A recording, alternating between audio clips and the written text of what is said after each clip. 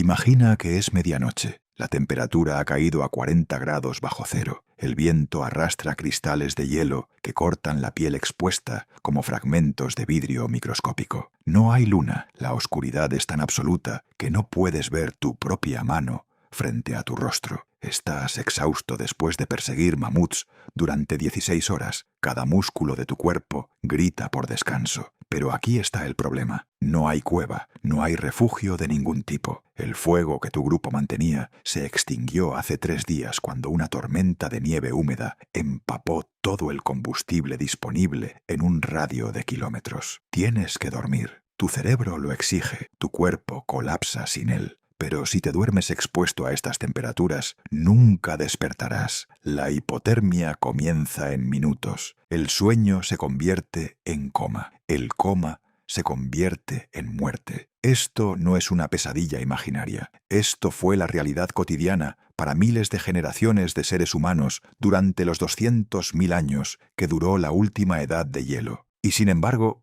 estás aquí. Tus ancestros no solo sobrevivieron estas noches imposibles, prosperaron durante ellas, criaron hijos, desarrollaron arte, expandieron su territorio hasta cubrir el planeta entero. ¿Cómo es posible que seres humanos con exactamente la misma biología que tú, sin la menor ventaja genética para el frío, lograran dormir noche tras noche en condiciones que matarían a un montañista moderno equipado con tecnología del siglo XXI en cuestión de horas? La respuesta no es la que piensas, no es la que Hollywood te ha mostrado. Y cuando entiendas la verdad, cambiarás completamente tu comprensión de lo que significa ser humano. La imagen popular del humano de la edad de hielo es reconocible al instante. Un hombre musculoso, cubierto de pieles, sentado junto a una hoguera crepitante dentro de una cueva cálida y seca, mientras afuera la nieve cae mansamente. Esta imagen está grabada en nuestro inconsciente colectivo por décadas de películas, documentales mal investigados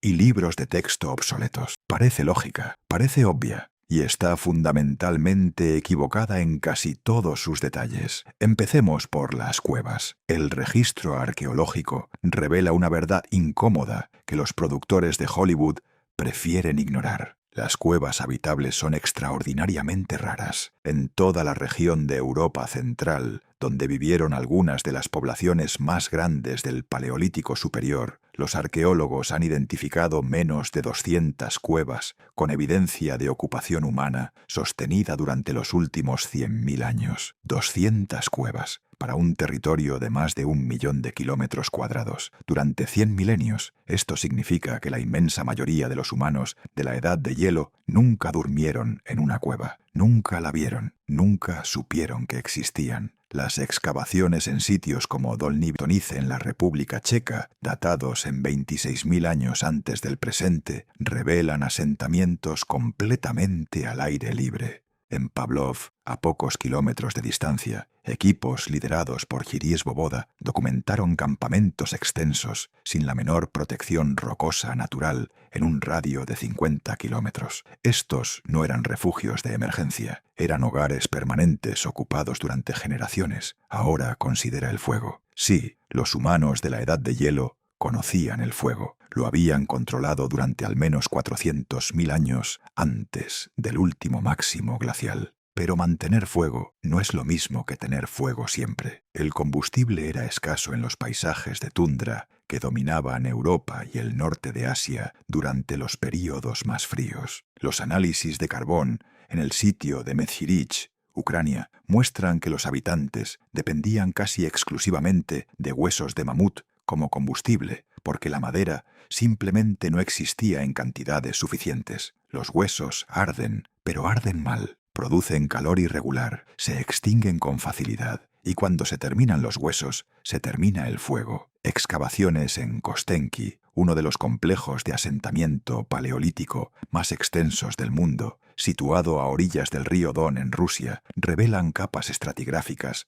donde el carbón está completamente ausente durante períodos prolongados. Los arqueólogos Andrei Sinitsyn y John Hofecker interpretaron estas capas como evidencia de ocupación continua sin fuego. No durante días, durante semanas o meses, la gente seguía viviendo ahí, seguía durmiendo ahí, pero no tenía fuego, y sin embargo, sobrevivieron. Esta es la pregunta que los investigadores evitaron durante décadas, porque la respuesta parecía imposible. Si no tenían cueva, si no tenían fuego constante, ¿cómo dormían sin morir congelados? La respuesta comenzó a emerger en la década de 1980, cuando equipos de excavación empezaron a prestar atención a algo que habían ignorado durante un siglo de arqueología paleolítica: las camas, o más precisamente, las estructuras donde los humanos prehistóricos colocaban sus cuerpos para dormir. En el sitio de Ojalo II, a orillas del mar de Galilea en Israel, datado en 23.000 años antes del presente, el arqueólogo Dani Nadel descubrió algo extraordinario: una superficie de descanso cuidadosamente construida que había sobrevivido intacta bajo capas de sedimento lacustre. No era un simple montón de material orgánico, era una estructura de ingeniería deliberada. La base consistía en una capa de arcilla compactada mezclada con ceniza de aproximadamente 15 centímetros de espesor. Sobre esta base, los ocupantes habían colocado tallos de hierba silvestre dispuestos en patrones específicos, con las puntas orientadas hacia afuera. El análisis microscópico reveló que las plantas habían sido seleccionadas por sus propiedades de retención de calor. No cualquier hierba, especies específicas con tallos huecos que atrapan aire. El principio es idéntico al que utilizan los fabricantes modernos de ropa térmica de alta gama. El aire atrapado actúa como aislante, pero la sofisticación no terminaba ahí. Sobre la capa de hierba, los excavadores encontraron evidencia de lo que solo puede describirse como una manta vegetal: capas de material fibroso, probablemente juncos y hojas de árboles, tejidas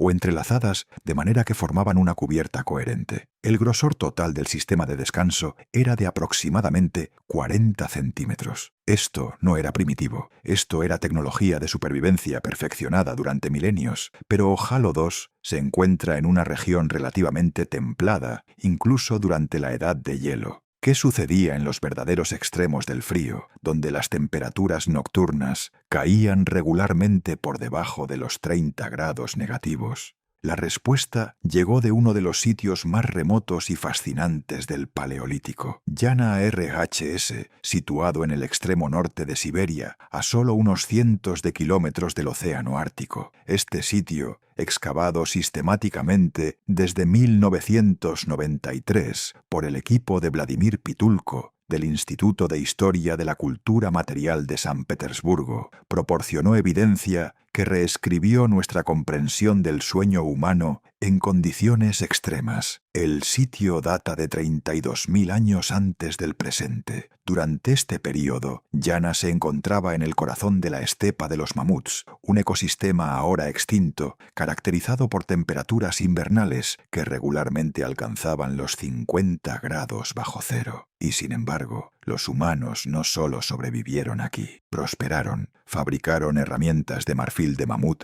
de extraordinaria sofisticación, crearon adornos, mantuvieron perros domesticados, los más antiguos conocidos en el registro arqueológico. Evidentemente, dormían. Lo que Pitulko y su equipo descubrieron fueron estructuras de vivienda construidas con huesos de mamut y pieles, pero con un componente crucial que había pasado desapercibido en excavaciones anteriores de sitios similares: el sistema de suelo. Debajo de las áreas de descanso, los excavadores encontraron capas superpuestas de materiales con propiedades térmicas distintas. La capa inferior consistía en musgo compactado mezclado con pelo de mamut, formando un colchón de aproximadamente 20 centímetros de espesor, con valores de aislamiento térmico que los investigadores calcularon equivalentes a una moderna manta térmica de supervivencia de grado militar. Sobre esta capa de musgo, los habitantes habían colocado pieles de animales, pero no de cualquier manera. El análisis de patrones de desgaste en los fragmentos de piel recuperados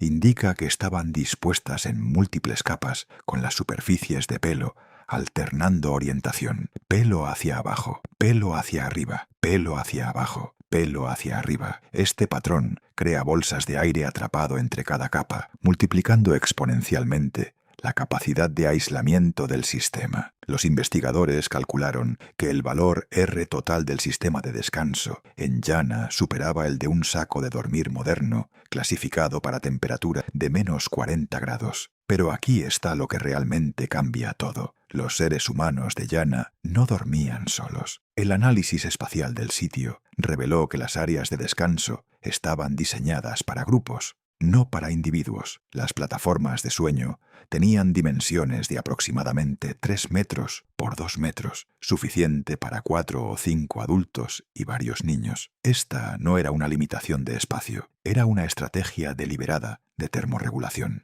El cuerpo humano en reposo genera aproximadamente 80 vatios de calor. 5 adultos durmiendo juntos generan 400 vatios. Esto es equivalente a 4 bombillas incandescentes de 100 vatios funcionando continuamente durante toda la noche. En un espacio cerrado y bien aislado, esta cantidad de calor es suficiente para elevar la temperatura ambiente en 15 o 20 grados. Los investigadores del Instituto Max Planck de Antropología Evolutiva en Leipzig realizaron experimentos en 2017 para cuantificar este efecto. Construyeron réplicas de refugios paleolíticos basados en evidencia arqueológica y midieron las temperaturas interiores mientras voluntarios dormían en diferentes configuraciones. Los resultados fueron reveladores. Un individuo durmiendo solo en un refugio, réplica a temperatura exterior de menos 20 grados, experimentaba temperaturas internas que caían hasta menos 5 grados para el amanecer. Peligrosamente frío, potencialmente letal,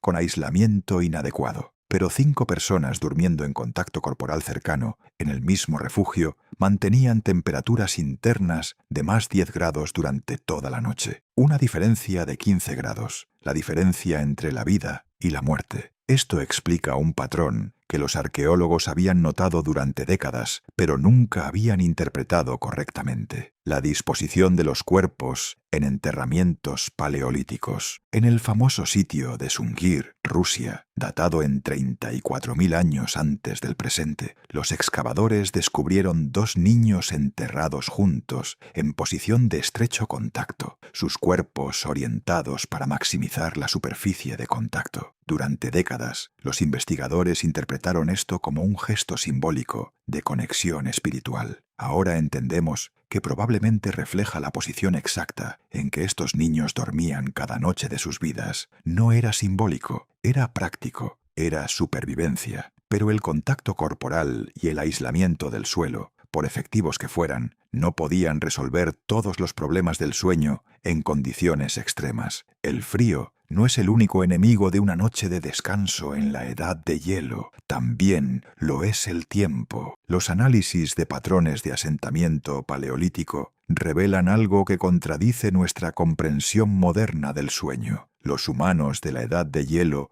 probablemente no dormían como nosotros. En absoluto. La evidencia comienza con un patrón intrigante en la distribución de hogares dentro de los sitios paleolíticos. En Dolní Věstce, los arqueólogos Bohuslav Klima y posteriormente Karel Balog documentaron que las áreas de actividad y las áreas de descanso estaban distribuidas de manera que sugerían uso continuo durante las 24 horas. No había una clara separación entre espacio diurno y espacio nocturno. Las herramientas abandonadas a medio fabricar aparecían tanto en zonas iluminadas como en zonas oscuras del sitio. Los restos de comida se distribuían uniformemente. Los carbones de los hogares mostraban patrones de combustión que indicaban uso intermitente en lugar de fuegos mantenidos continuamente durante bloques de 8 horas. Esto llevó al investigador Roger Ekirch de Virginia Tech a proponer una hipótesis radical en su influyente libro At Day's Close. El sueño monofásico, dormir una sola vez durante un período prolongado de 7 a 8 horas, es un invento moderno. Durante la mayor parte de la historia humana, y con toda probabilidad durante toda la prehistoria, los seres humanos practicaban el sueño segmentado, 2 o más períodos de sueño más cortos, separados por intervalos de vigilia. La evidencia de Kirch provenía principalmente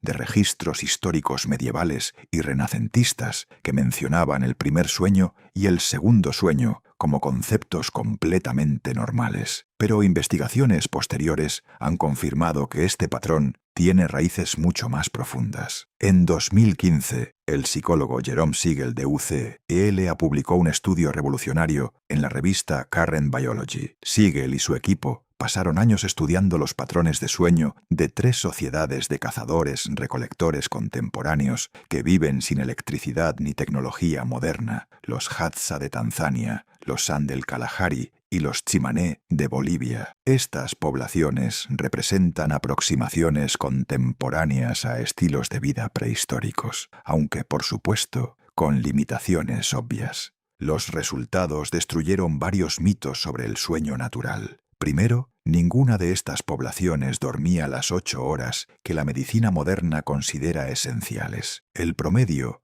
era de 6 horas y 25 minutos. Segundo, y más relevante para nuestra historia, el sueño no era monofásico. Los individuos típicamente se despertaban 1 o 2 veces durante la noche, permanecían despiertos durante períodos de 30 a 60 minutos y luego volvían a dormir. Este patrón de sueño segmentado tiene ventajas cruciales para la supervivencia en ambientes hostiles. Permite verificar el entorno periódicamente. Permite reavivar fuegos que se apagan, permite ajustar la posición del cuerpo para optimizar el calor corporal compartido cuando las extremidades se enfrían. Permite responder a depredadores nocturnos antes de que un ataque sea inminente. El sueño segmentado no es un trastorno del sueño, es adaptación evolutiva. Tu insomnio podría ser el eco de cientos de miles de años de noches en las que despertar era la diferencia entre vivir y morir, pero ninguna innovación aislada, por ingeniosa que fuera, habría sido suficiente para sobrevivir las peores noches del último máximo glacial, cuando los glaciares cubrían el norte de Europa hasta la latitud de Berlín y las temperaturas en las zonas habitables caían a extremos que desafían la imaginación moderna. Para estas condiciones, los humanos de la Edad de Hielo desarrollaron algo más sofisticado que cualquier tecnología individual. Desarrollaron lo que los investigadores ahora llaman sistemas integrados de termorregulación. La evidencia más completa de estos sistemas proviene del extraordinario sitio de Předmostí, en lo que hoy es la República Checa, datado entre 27.000 y 25.000 años antes del presente. Předmostí fue excavado originalmente a finales del siglo XIX, pero investigaciones modernas lideradas por Martin Oliva han reinterpretado completamente lo que los arqueólogos victorianos encontraron. El sitio contenía los restos de al menos 1.000 mamuts. Durante décadas, esto se interpretó simplemente como evidencia de caza intensiva. La nueva interpretación es radicalmente diferente. Předmostí no era principalmente un sitio de caza, era un sitio de ingeniería térmica a escala industrial. Los huesos de mamut se utilizaban como material de construcción. Las estructuras identificadas en el sitio, que los excavadores originales interpretaron como simples refugios contra el viento, eran de hecho complejos sistemas de habitación multicapa. Las paredes exteriores consistían en huesos de mamut entrelazados cubiertos con pieles. Dentro de estas paredes exteriores había una segunda capa de estructura, creando un espacio de aire intermedio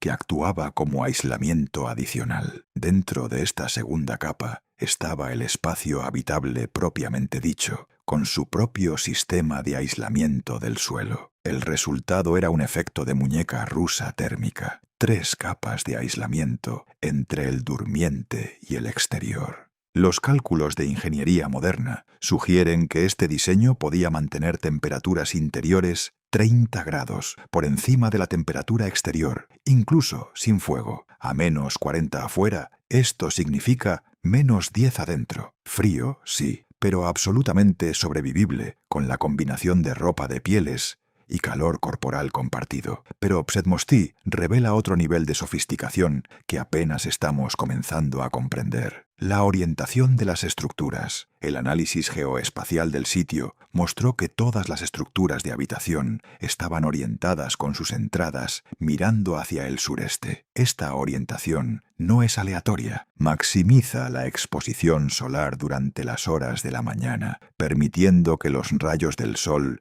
penetren directamente al interior de la estructura durante las primeras horas del día. Al mismo tiempo, la orientación protege completamente de los vientos dominantes del noroeste, que habrían sido los más fríos y constantes durante el invierno glacial. Los habitantes de Petmosti habían observado patrones climáticos durante generaciones y habían codificado ese conocimiento en su arquitectura. Cada estructura era un termostato pasivo, diseñado para capturar calor solar y rechazar viento frío, calentándose naturalmente al amanecer, exactamente cuando los durmientes necesitaban temperaturas más cálidas para despertar. La integración de sistemas se extendía más allá de la arquitectura. El análisis de restos faunísticos en sitios paleolíticos revela patrones de caza que durante mucho tiempo desconcertaron a los arqueólogos. En múltiples sitios del Paleolítico Superior Europeo,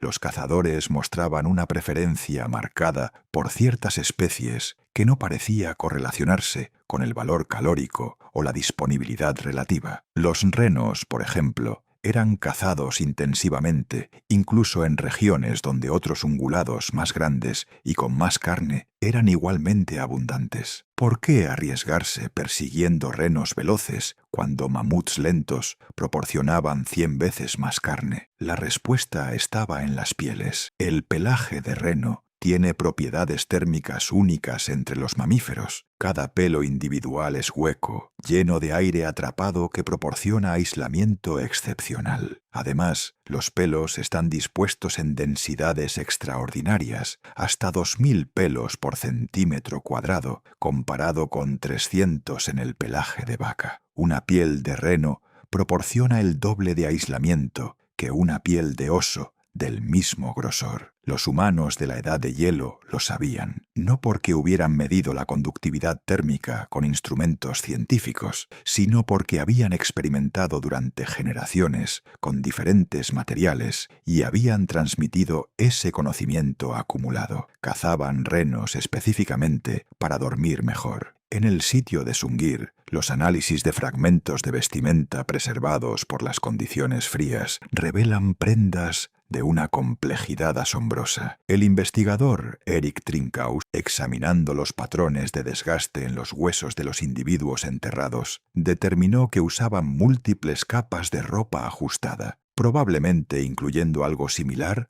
a la ropa interior térmica moderna, capas medias de aislamiento y capas exteriores resistentes al viento. Los cálculos sugieren que el sistema completo de vestimenta proporcionaba protección equivalente a aproximadamente 4 kilo de aislamiento. Para poner esto en perspectiva, la ropa de invierno moderna típica proporciona alrededor de 1,5 kilo. Un saco de dormir de expedición polar proporciona aproximadamente 8 kilo. Los humanos de Sungir llevaban puestas, efectivamente, la mitad de un saco de dormir polar en todo momento, y cuando se acostaban a dormir, añadían capas adicionales de pieles sobre sus cuerpos. El sistema total de aislamiento, combinando vestimenta corporal, aislamiento del suelo, estructura del refugio y calor corporal compartido, era redundante por diseño. Si cualquier componente fallaba, si el fuego se apagaba, si el viento encontraba una grieta en las paredes, si un compañero de sueño tenía que levantarse, los sistemas restantes mantenían temperaturas sobrevivibles. Los pueblos indígenas contemporáneos del Ártico proporcionan validación moderna de estas estrategias paleolíticas. Los inuit de Canadá desarrollaron independientemente muchas de las mismas soluciones durante los últimos 4000 años. Sus iglús funcionan exactamente con los mismos principios que las estructuras de hueso de mamut, creando capas múltiples de aislamiento con una cámara de aire intermedia. Sus patrones de sueño comunal replican los de Yanaer HS, con familias enteras durmiendo en plataformas elevadas, diseñadas para maximizar el contacto corporal. Sus preferencias de pieles favorecen el caribú, el equivalente norteamericano del reno, por exactamente las mismas razones térmicas. Pero los experimentos científicos modernos han proporcionado las confirmaciones más dramáticas. En 1996, el explorador noruego Børge Ousland completó la primera travesía solitaria y sin apoyo de la Antártida, recorriendo 2.800 kilómetros en 64 días. Ousland sobrevivió temperaturas de menos 55 grados con equipamiento que, aunque fabricado con materiales modernos, utilizaba principios idénticos a los empleados por los humanos de la edad de hielo 30.000 años antes. Múltiples capas de aislamiento, sistemas redundantes, atención obsesiva a la prevención de pérdida de calor por el suelo. Sus noches más frías las pasó en un saco de dormir clasificado para menos 60 grados, dentro de una tienda diseñada para atrapar calor, sobre un colchón aislante de alta tecnología. El sistema funcionó, pero cuando Ousland describió su experiencia en entrevistas posteriores, reveló algo que los fabricantes de equipamiento prefieren no publicitar. Incluso con la mejor tecnología del siglo XXI, dormir en esas condiciones era marginal. El saco perdía eficiencia gradualmente a medida que la humedad corporal saturaba el aislamiento. Las noches más frías, Ousland dormía solo 2 o 3 horas antes de que el frío lo despertara. Tenía que calentar su saco con su propio calor corporal durante horas antes de poder volver a dormir. El explorador moderno, solo, con tecnología de punta, apenas sobrevivía las noches. Los humanos de la edad de hielo, en grupos, con tecnología de pieles y huesos, prosperaban. La diferencia no era la tecnología, era la integración, era el conocimiento acumulado, era la cooperación. Este es el momento de reconsiderar completamente lo que creíamos saber sobre la vida durante la edad de hielo. Hollywood nos ha vendido una imagen de brutalidad solitaria, de individuos primitivos luchando contra los elementos con poco más que fuerza bruta y suerte. La evidencia arqueológica revela exactamente lo contrario. La supervivencia nocturna en la edad de hielo requería niveles de cooperación, planificación y sofisticación técnica que superan a muchas sociedades posteriores. Considera lo que significaba prepararse para dormir en Yanaerrehache ese 32.000 años atrás. Alguien tenía que haber cazado y procesado suficientes mamuts para proporcionar huesos de construcción y combustible. Alguien tenía que haber cazado y curtido suficientes pieles para crear capas de aislamiento. Alguien tenía que haber recolectado y procesado musgo en cantidades industriales. Alguien tenía que haber diseñado y construido las estructuras de habitación con orientación precisa. Alguien tenía que haber fabricado la vestimenta multicapa que cada individuo necesitaba. Alguien tenía que haber organizado los turnos de vigilancia durante la noche. Alguien tenía que haber transmitido todo este conocimiento a las generaciones siguientes. Ningún individuo podía hacer todo esto solo. La supervivencia nocturna en la edad de hielo era necesariamente comunitaria, colaborativa y profundamente interdependiente. Los lobos solitarios morían congelados. Las comunidades cooperativas prosperaban. Los antropólogos Kim Hill y Ana Magdalena Hurtado, estudiando patrones de sueño en sociedades de cazadores-recolectores modernas, documentaron que la vigilancia nocturna compartida es universal en estas poblaciones. En ninguna sociedad de cazadores-recolectores estudiada duerme toda la comunidad simultáneamente. Siempre hay alguien despierto. Los investigadores calcularon que en un grupo típico de 30 personas, la probabilidad de que todos estén dormidos simultáneamente en cualquier momento dado de la noche es inferior al 1%. Este patrón, que Hill y Hurtado llamaron la hipótesis del centinela, tiene implicaciones profundas para nuestra comprensión del sueño humano. Evolucionamos para dormir en comunidad porque dormir en comunidad era la única manera de dormir con seguridad. El sueño solitario es antinatural desde una perspectiva evolutiva. Es un invento de los últimos pocos miles de años y posiblemente explica por qué tantas personas en sociedades modernas experimentan trastornos del sueño. No estamos diseñados para dormir solos en habitaciones individuales con puertas cerradas. Estamos diseñados para dormir rodeados de otros humanos, con los sonidos de su respiración, confirmándonos constantemente que no estamos solos, que alguien está vigilando, que podemos relajarnos completamente porque la comunidad nos protege. Las implicaciones de esta investigación se extienden mucho más allá de la arqueología paleolítica. En 2018, la investigadora del sueño, Rebecca Spencer, de la Universidad de Massachusetts, publicó un estudio que encontró que las personas que dormían en la misma habitación que otras personas, incluso desconocidos, mostraban patrones de ondas cerebrales significativamente diferentes a las que dormían solas. Los durmientes acompañados pasaban más tiempo en sueño de ondas lentas, la fase más restaurativa del ciclo de sueño. Mostraban menores niveles de cortisol, la hormona del estrés. Reportaban sentirse más descansados al despertar, incluso cuando la duración total del sueño era idéntica. Spencer interpretó estos resultados a través del marco evolutivo. Nuestros cerebros siguen esperando dormir en grupo. Cuando lo hacemos, incluso inconscientemente, el sistema nervioso reconoce la configuración como segura y permite un descanso más profundo. Cuando dormimos solos, una parte de nuestro cerebro permanece en estado de alerta reducida, nunca relajándose completamente, siempre escuchando por amenazas que nuestros ancestros habrían esperado encontrar en una noche solitaria hace 30.000 años. Esto sugiere que millones de personas que luchan con el insomnio, que se despiertan repetidamente durante la noche sin razón aparente, que nunca se sienten completamente descansadas sin importar cuántas horas pasen en la cama, no sufren de ningún trastorno. Están experimentando el funcionamiento normal de un cerebro humano diseñado para un contexto de sueño radicalmente diferente al que proporciona un apartamento moderno con sistema de calefacción central y puertas cerradas con llave. Pero tal vez el aspecto más sorprendente de la supervivencia nocturna en la Edad de Hielo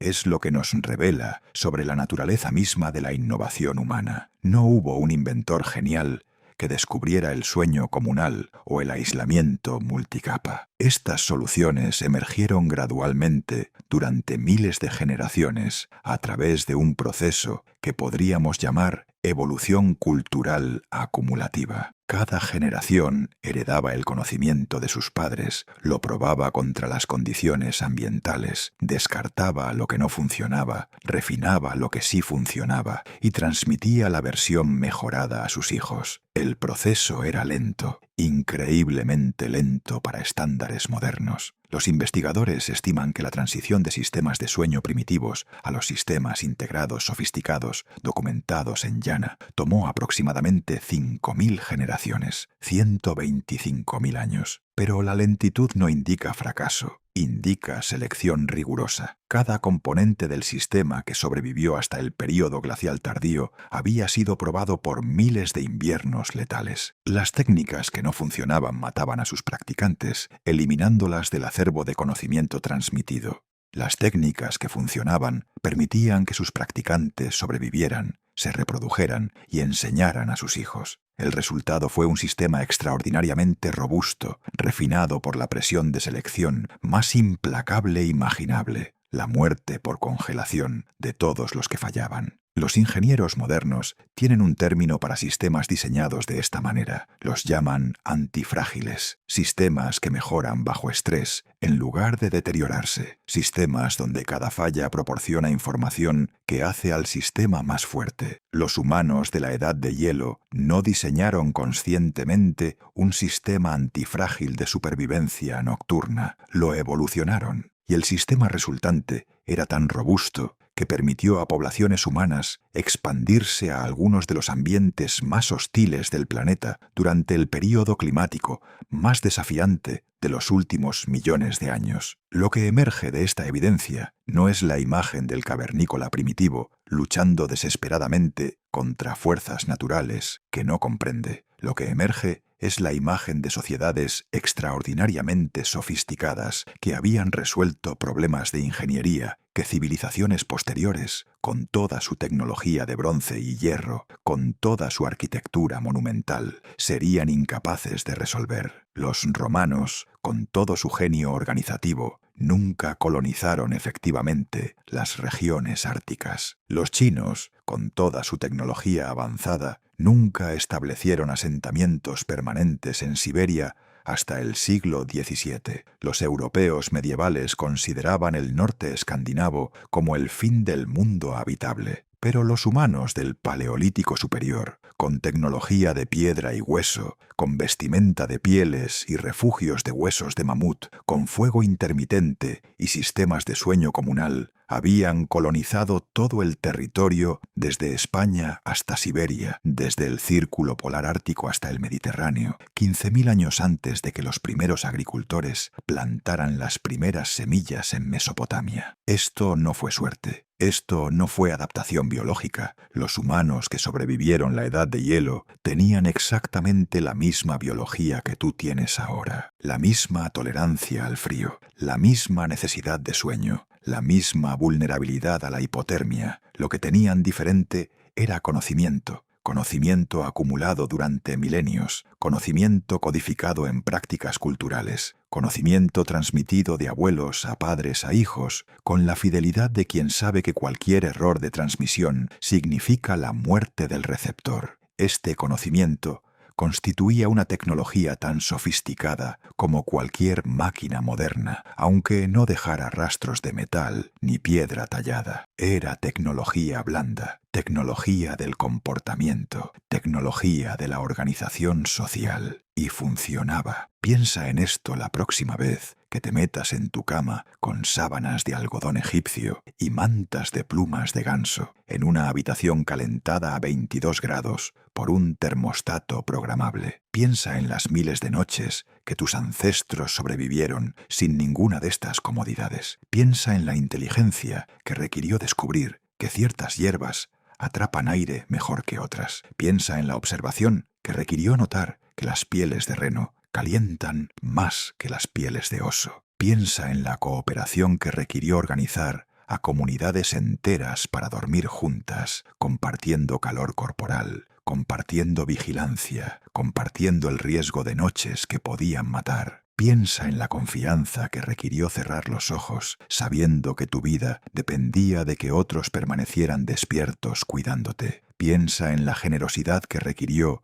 permanecer despierto, cuidando a otros, cuando cada célula de tu cuerpo demandaba sueño. Cada noche de sueño que disfrutas es posible porque miles de generaciones antes de ti resolvieron el problema de dormir sin morir. Cada sueño que recuerdas, cada despertar descansado, cada momento de conciencia clara, después de una noche reparadora, es un regalo de ancestros que nunca conocerás, que nunca dejaron nombre ni registro escrito, que solo dejaron la evidencia muda de su ingenio en fragmentos de carbón, en disposiciones de huesos, en patrones de desgaste, en herramientas que revelan vidas vividas plenamente, en condiciones que te matarían en horas. No sobrevivieron la edad de hielo a pesar de sus limitaciones. Sobrevivieron porque sus limitaciones les obligaron a ser más inteligentes, más cooperativos, más creativos que cualquier generación posterior que pudiera depender de la comodidad. El frío brutal que enfrentaban cada noche era el maestro más severo imaginable. Les enseñó que ningún individuo puede sobrevivir solo. Les enseñó que el conocimiento compartido es la única tecnología que importa. Les enseñó que la comunidad no es un lujo, sino una necesidad de supervivencia tan fundamental